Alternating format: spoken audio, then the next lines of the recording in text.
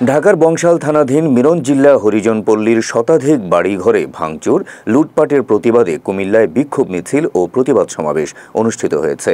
১৩ জুলাই শনিবার বিকেল ৪টায় নগরীর কান্দিরপাড় পূবালী চত্বরে এ বিক্ষোভ মিছিল ও প্রতিবাদ সমাবেশ অনুষ্ঠিত হয়। বাংলাদেশ হিন্দু বৌদ্ধ খ্রিস্টান ঐক্য পরিষদ, বাংলাদেশ পূজা উদযাপন পরিষদ ও বাংলাদেশ যুব ঐক্য পরিষদ কুমিল্লা জেলা ও মহানগর শাখা এবং হরিজন সম্প্রদায়ের উদ্যোগে আয়োজিত এই কর্মসূচিতে দেশের বিভিন্ন স্থানে সংখ্যালঘুদের উচ্ছেদ প্রক্রিয়া, ভূমি দখলের চির অবসান, নির্যাতন নিপীড়ন অবিলম্বে বন্ধের দাবি জানানো হয়।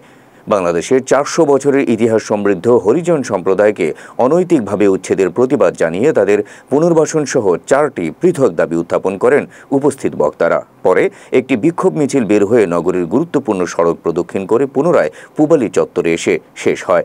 এ সময় সংখ্যালঘু সম্প্রদায়ের বিভিন্ন সংগঠনের নেতৃবৃন্দ উপস্থিত ছিলেন।